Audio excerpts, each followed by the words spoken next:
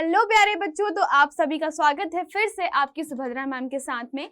आज हम लोग करने वाले हैं आपका एमपी बोर्ड का प्रतिभा पर्व का बेटा वर्कशीट का प्रोजेक्ट कार्य, यानी कि आपका खंड ब जो है इसका स्पेशल प्रेफरेंस है। हम लोगों ने देखा था, है ना, कि खंड ब के अंतर्गत हम लोगों को बहुत सारे क्वेश्चंस करने हैं और यह भी आप लोगों के मूल्यांकन के लिए बहुत ज्यादा जरूरी है।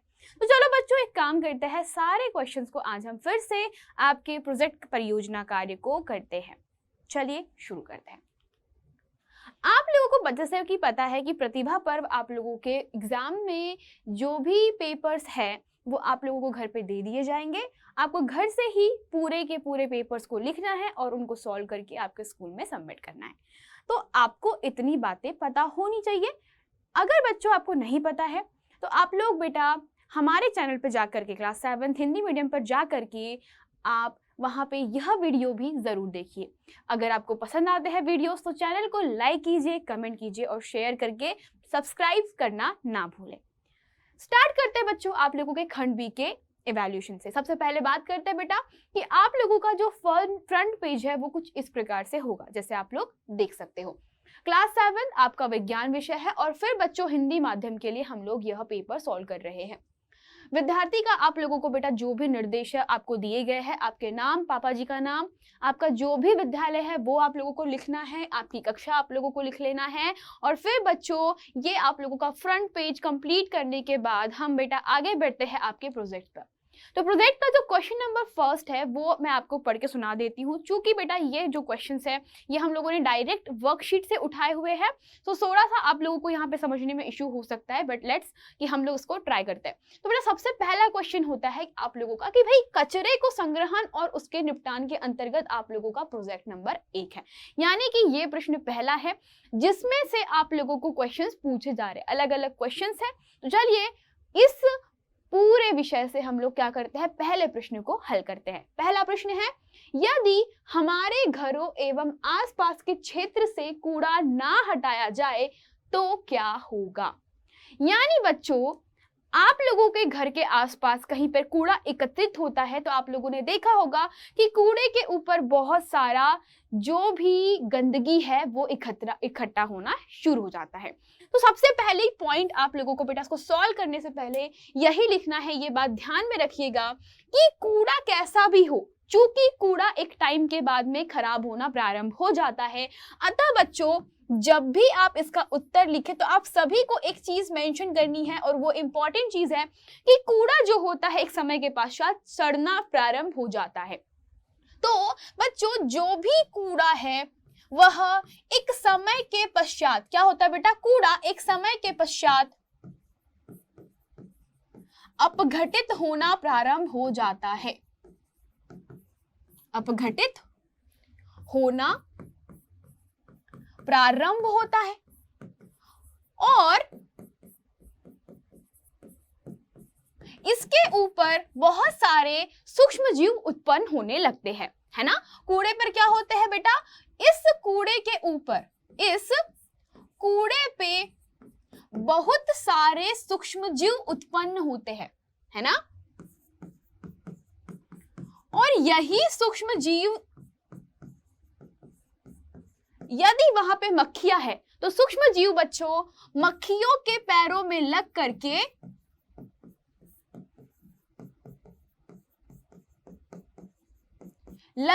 या चिपक कर, आप खुद जानते हैं कि जब यह बेटा चिपक जाएंगे तो आप लोगों के घरों पे जरूर आती है मक्खियां। तो मक्खियों के पैरों में चिपक कर आपके भोजन तक पहुंच सकते हैं। और बेटा अगर ये आपके भोजन तक पहुंच गए, है ना, अगर यह भोजन तक पहुंच जाते हैं तो भोजन पर बैठ करके क्या कर सकते हैं, आपके भोजन को दूषित कर सकते हैं। बैठकर आपके भोजन को यह दूषित कर देंगे, भोजन को क्या कर देंगे, दूषित, यानी कि इसमें बेटा बहुत सारे अब बैक्टीरिया आ गए हैं। तो अगर भोजन दूषित हो गया तो हमारा बेटा क्या होगा, पेट खराब होगा। तो बेटा भोजन दूषित कर देते हैं और करने के पश्चात, है ना, भोजन को दूषित कर देते हैं। और इसके पश्चात आप खुद जानते हैं कि अगर एक बार भोजन खराब हो गया, मतलब बच्चों अगर आपने इसको खा लिया तो आपको बहुत सारी बीमारियां जैसे कि हैजा, टाइफाइड इत्यादि बीमारियां हो सकती है ना, आदि बीमारियां होने की संभावना है। इसके अलावा बीमारियां होने की संभावना है। ठीक है बेटा लोग, तो यहां तक आप लोगों को कोई भी दिक्कत नहीं होगा। तो बेटा आदि बीमारियां आप लोगों को इस तरीके से पूरा का पूरा लिखना है।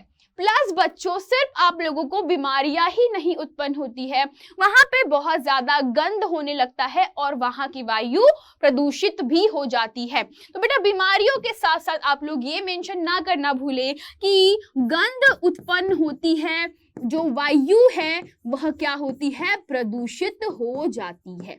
तो वायु प्रदूषण भी होता है, तो प्रदूषित हो जाती है। इतना आप लोगों को लिखना पड़ेगा बेटा लोग, है ना, कम से कम इतना आप लोग लिखिए, आपके पूरे पूरे 2 नंबर आप लोगों को जरूर मिलेंगे। अगला क्वेश्चन पे बढ़ते हैं। अगला प्रश्न है, स्वच्छ भारत अभियान के अंतर्गत आपके आसपास में क्या क्या परिवर्तन हुए, ये आप लोगों को मेंशन करना है। तो आप लोग खुद जानते हो कि जब आप छोटे थे तब स्वच्छ भारत अभियान स्टार्ट नहीं हुआ था। आप लोगों की नजरों में शायद आपको याद ना हो, पर जैसे हम लोगों ने बेटा भारत को बदलते हुए देखा है, काफी बहुत सारे चेंजेस हुए। तो जब हम छोटे थे तो हमने बहुत सारे ऐसे मंजर देखे थे जहां पे हमें ऐसा लगता था कि ये चीज बदलने की आवश्यकता है, जैसे खुले में शौच करना। तो बेटा सबसे पहला जो मैं इसका उत्तर लिखना चाहूंगी, मेरे हिसाब से, या बच्चों आप लोगों भी के द्वारा भी नोटिस किया गया होगा कि सबसे पहला जो परिवर्तन था, तो हमारे पास बेटा परिवर्तन जो है वो कैसे है, वे परिवर्तन निम्न है। इसको आप अच्छे से लिखिएगा कि वे परिवर्तन कौन से है। ठीक है, पहला परिवर्तन जो होगा कि बेटा शौचालयों का निर्माण हुआ है। शौचालयों का निर्माण बहुत बड़े स्तर पर हुआ है, निर्माण काफी बड़े स्तर पर हुआ है, और इसके कारण बेटा बहुत सारे लोगों के द्वारा खुले में शौच करना बंद हो गया है ना। पहले बहुत सारे लोग खुले में शौच करते थे, इसके पश्चात अब बहुत कम लोग या बहुत कम जगह आप लोग देख सकते हो ऐसा होता है। दूसरा बच्चों, आप लोगों ने छोटे शहरों को देखा होगा, छोटे शहरों में हर घर में अब बेटा कचरे की गाड़ियां आने लगी है, यानी कि अब बच्चों कचरे का प्रबंधन होने लगा है। क्या होने लगा है, कचरे का प्रबंधन होने लगा है। इसके साथ साथ कचरे का प्रबंधन तो होता ही है, पर बच्चों स्वच्छता अभियान के पश्चात हमने यह भी देखा है कि अब जो कचरा है उसका प्रबंधन कैसे हो रहा है, सूखा कचरा नीले वाले कूड़ेदान में, गीला कचरा बेटा हरे कूड़ेदान में डाला जाता है। इसी को आप लोग क्या कहते हो, कचरे का प्रबंधन।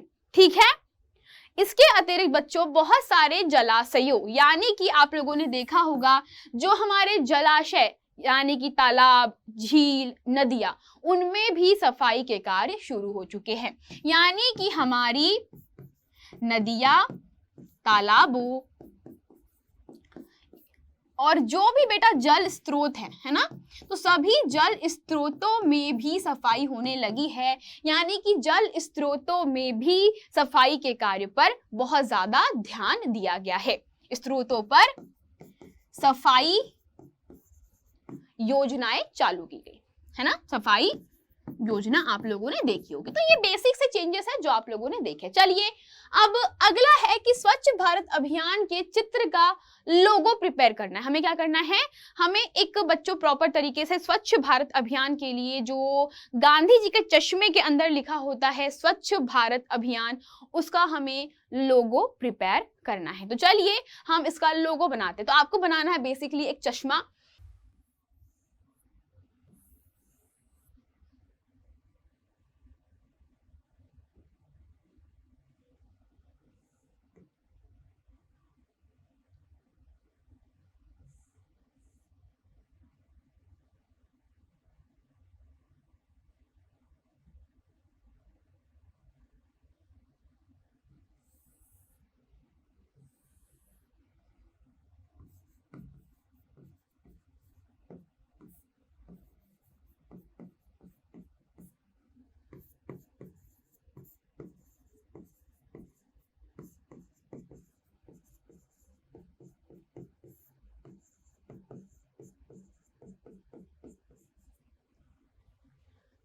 बच्चों ये है आप लोगों का स्वच्छ भारत अभियान के लिए लोगो, है ना। तो एक कदम स्वच्छता की ओर, आप इसको इस तरीके से भी क्या कर सकते हो, देख सकते हो। इस पूरे लोगो के अंदर आपको स्वच्छ भारत अभियान के बारे में या उसके मिशन के बारे में पता चल जाएगा।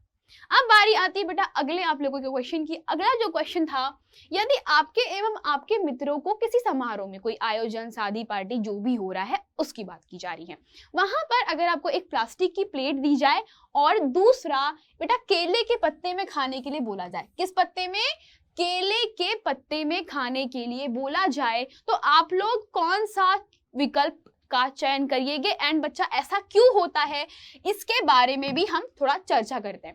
मान लीजिए कि आपके पास में किसी समारोह में कोई प्लास्टिक की प्लेट है, तो बेटा एक प्लास्टिक की प्लेट है और दूसरा क्या है, दूसरा है बच्चों आपके पास में केले का पत्ता, जो कुछ इस तरीके से होता है केले का पत्ता, है ना। तो ये है आप लोगों का केले का पत्ता। ठीक, चलिए, तो भाई ये आप लोगों के पास में केले का पत्ता हो गया और ये है आपकी प्लास्टिक की प्लेट। तो जो भी प्लास्टिक की प्लेट है बेटा, तो प्लास्टिक की जो प्लेट होती है ना, यह हमारे पर्यावरण के लिए बेटा डिस्पोजेबल नहीं होती है। इसका वायुमंडल में या बेटा हमारे जो भी वातावरण है उसमें अपघटन नहीं होता।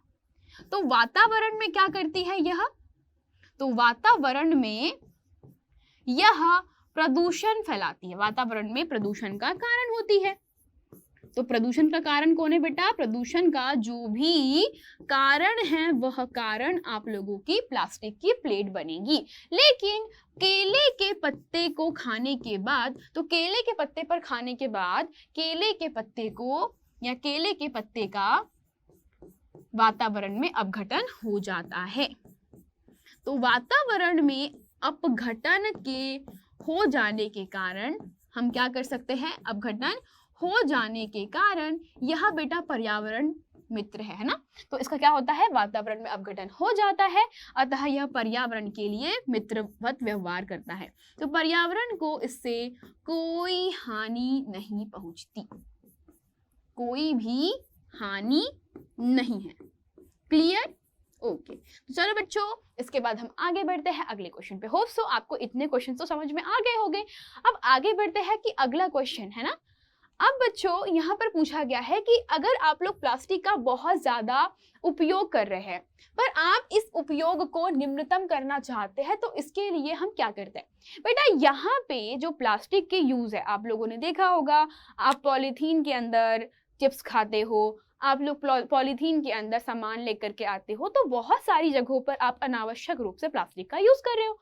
तो सबसे पहली चीज मैं आपको बताना चाहूंगी, जहां पर बेटे आप लोग प्लास्टिक के थैले का प्रयोग करते हैं, तो प्लास्टिक के उपयोग को कम करने के लिए,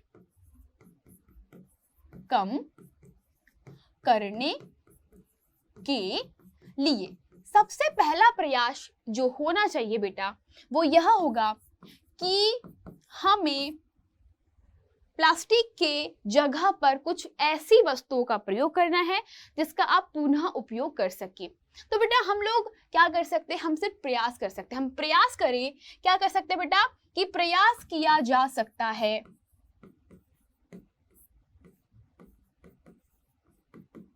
निम्नलिखित तरीके से, निम्न तरीकों से। तो वह तरीके क्या है भाई, सबसे पहला तरीका जो है वह है कि हमें प्लास्टिक के थैलों की जगह कपड़ों के थैलों का प्रयोग करना है। तो जहां पर बेटा प्लास्टिक के थैले हैं, तो प्लास्टिक के थैले के स्थान पर कपड़े के थैले, इसके पश्चात आप लोग ये भी देख सकते हो कि भाई अगर हम लोग प्लास्टिक के बर्तनों का प्रयोग करते हैं, तो बेटा प्लास्टिक के बर्तन किसी कार्य के नहीं होते, तो प्लास्टिक के टिफिन बॉक्स, लंच बॉक्स की जगह पर आप लोग बेटा किसी धातु के बने बर्तनों का प्रयोग करें, है ना। तो प्लास्टिक के स्थान पर, प्लास्टिक के बर्तनों के स्थान पर क्या करना है आप लोगों को, बर्तनों के स्थान पर आप लोगों को सिर्फ एक काम करना है कि धातु के बर्तन प्रयोग में लाइए, धातु के बर्तनों का प्रयोग कीजिए, है ना, का उपयोग कर सकते हैं। इसके पश्चात थर्ड नंबर पर अगर आप मुझसे पूछेंगे कि मैम प्लास्टिक का यूज हम कैसे कम कर सकते हो, तो तीसरे नंबर पर आप ये भी लिख सकते हो कि आपके आसपास में जो भी प्लास्टिक है बच्चों, उसको बार बार आप प्रयोग कर सकते हो। जैसे प्लास्टिक की पॉलीथीन है तो आप उसको फेंकने की बजाय उसको संभाल के रखिए और फिर उसका बार बार पुनः उपयोग कीजिए। यानी कि बच्चों प्लास्टिक की जो पॉलीथीन है, तो प्लास्टिक की पन्नियों का, डब्बों का, है ना, प्लास्टिक की पन्नी या डब्बों का पुनः उपयोग करके, ठीक है। और सबसे आखिरी में जो आपका सबका फेवरेट है कि भाई हमें प्लास्टिक कम से कम ही उपयोग में लेकर आना है। तो इन सभी तरीकों से आप लोग क्या कर सकते हो बेटा, प्लास्टिक के बहुत ज्यादा यूज को कम से कम कर सकते हो। जहां पर भी आपको लगता है कि यार ये प्लास्टिक है, ये हमारे वातावरण को नुकसान पहुंचा सकती है, तो आपको जस्ट उसको स्विच कर लेना है। अब भाई अगले प्रश्न की तरफ बढ़ते हैं और अगला प्रश्न आपके सामने है और वो है कि अगर मेरे पास में बच्चों ये जो है आपका सेकंड क्वेश्चन है जिसमें आपका स्वास्थ्य और पोषक पदार्थों के ऊपर यहाँ पे क्वेश्चन शुरू होते हैं। तो पहला प्रश्न आप लोगों का है कि अगर कोई 10 वर्ष के विद्यार्थी या बच्चे का हमको क्या करना है, संतुलित आहार का चार्ट तैयार करना है। हमें एक छोटे बच्चे के लिए क्या करना है, संतुलित आहार का चार्ट प्रिपेयर करना है और उनमें खाद्य पदार्थों को क्या करना है, सम्मिलित करना है जो कि खर्चीले ना हो और अपने क्षेत्र में आसानी से मिल जाए। तो बच्चों सबसे पहली बात, अगर आप मुझसे पूछेगी कि मैम एक बात बताइए हम कौन से ऐसे पदार्थों का प्रयोग कर सकते हैं जिससे पोषक तत्व भी मिले और खर्चीले भी ना हो, तो सबसे पहला मैं लिखूंगी बेटा आप लोग सब्जियों में या खाने में क्या कर सकते हो बेटा, खाने में दालों और रोटी को आप लोग जरूर शामिल कीजिए। एक समय का दाल और रोटी खाने से आपके बच्चों बॉडी में कार्बोहाइड्रेट्स की जो भी पूर्ति है वो हो जाती है। तो ये आप लोगों के लिए बेटा कार्बोहाइड्रेट्स को पूर्ण करता है। ये क्या करता है, आपके जितने भी कार्बोहाइड्रेट्स है उनको फुलफिल करता है। दूसरा कि अगर आप लोगों के पास बेटा दाल है, रोटी आप लोगों ने खा लिया है, तो सब्जियां आप लोगों को मिल जाती है। तो मार्केट में सब्जियां अवेलेबल होती है, सब्जियां आप लोग खा सकते हो। अगर आपको लगता है कि मैम सब्जियां तो बहुत महंगी है, तो सिंपल सी बात है बच्चों, सबसे अच्छा उपाय होता है खिचड़ी। आप लोग बेटा अनाज की खिचड़ी बना सकते हो। अनाज कोई भी हो बेटा, किसी भी अनाज की खिचड़ी बनाई जा सकती, चाहे वो चावल हो, गेहूं हो या आप लोगों का जवस हो, कोई भी जो अनाज होता है उससे आप खिचड़ी को प्रिपेयर कर सकते हो। तो बेटा अनाज की खिचड़ी बनाना सबसे अच्छा एग्जाम्पल होता है आपके संतुलित आहार का, है ना। यह आप लोगों को मार्केट में या बेटा सस्ते दामों पर अवेलेबल होता है। गेहूं का बना सकते हो आप लोग। इसके अतिरिक्त बच्चों आपके घर के आसपास जैसे मूंगफली होती है, बीन्स होते हैं ना, मिल्क प्रोडक्ट आप लोग दही दूध खाते रहते हो, तो आपको दूध को जरूर शामिल करना है। आपके घर के आसपास गाय भैंस होती है तो बेटा उन गायों का दूध या भैंस का दूध आप लोग आसानी से परचेस कर सकते हो, है ना।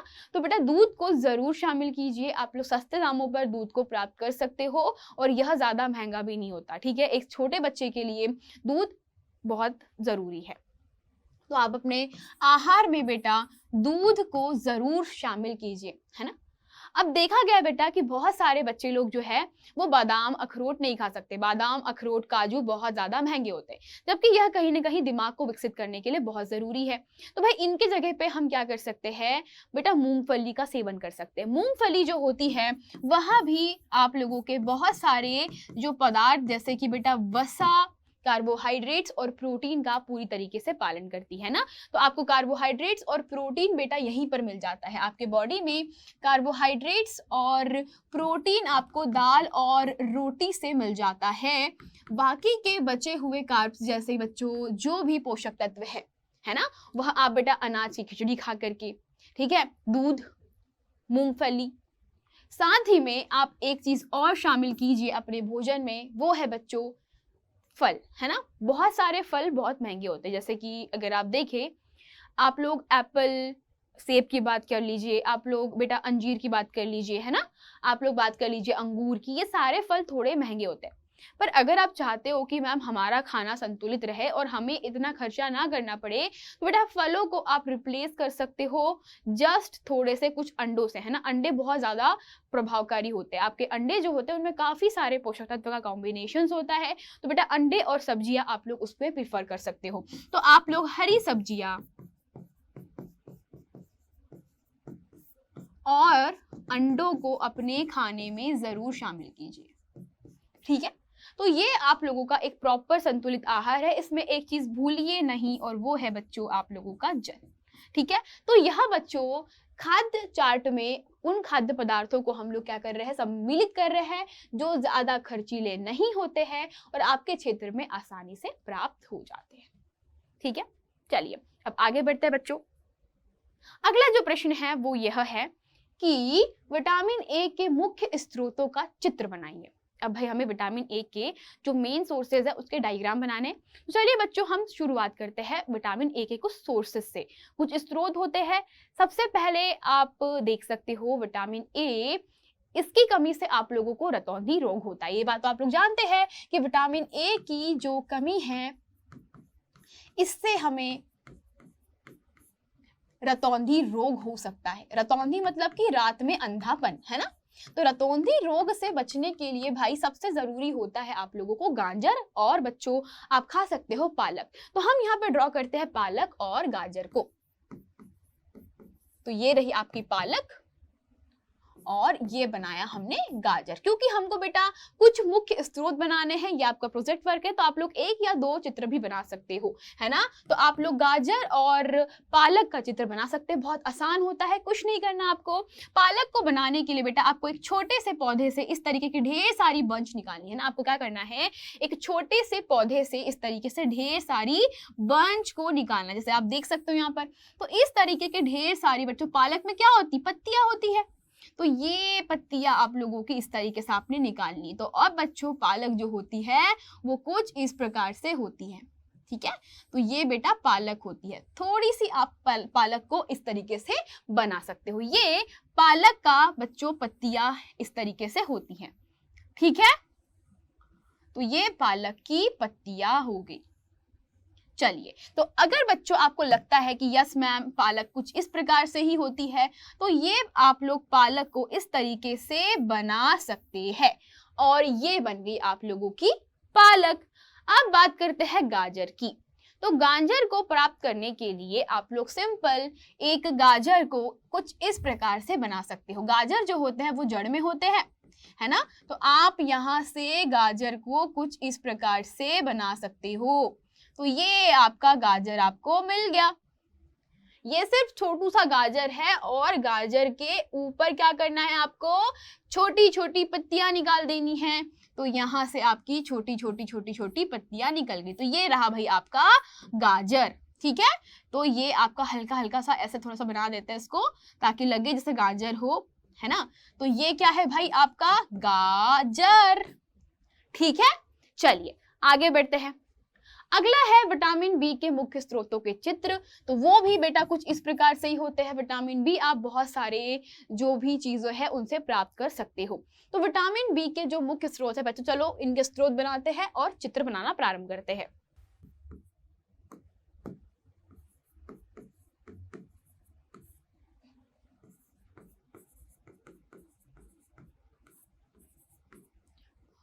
अंडा,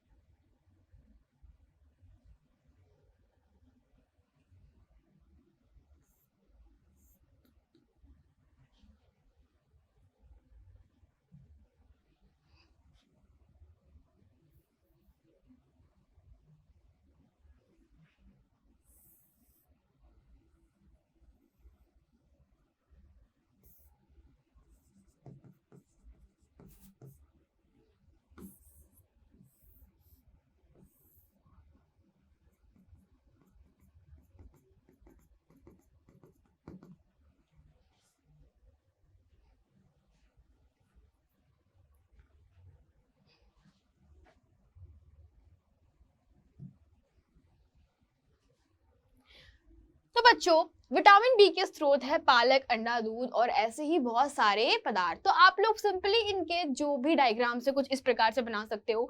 आप लोगों को लीफी वेजिटेबल्स यानी पत्तियों, हरी पत्तीदार जो सब्जियां होती है उनसे विटामिन बी काफी अच्छी तरीके से मिल जाता है। रही बात अंडे की, तो आप लोग अंडा बेटा मैंने कहा बहुत सारी जो भी पोषक तत्व होता है उनमें अंडे में बेटा बहुत उसका बड़ा योगदान होता है। बहुत सारे पोषक तत्व आपके अंडे में पाए जाते हैं। और रही बात दूध की, तो दूध आप लोगों को इजीली मिल जाता है। अब बात करते हैं आपके विटामिन सी के मुख्य स्रोत। तो विटामिन सी आप लोगों को बहुत सारे स्रोतों से मिलता है, जैसे कि टमाटर, मिर्च, नींबू, है ना, इत्यादि। तो चलिए बच्चों स्टार्ट करते हैं इनके डायग्राम से।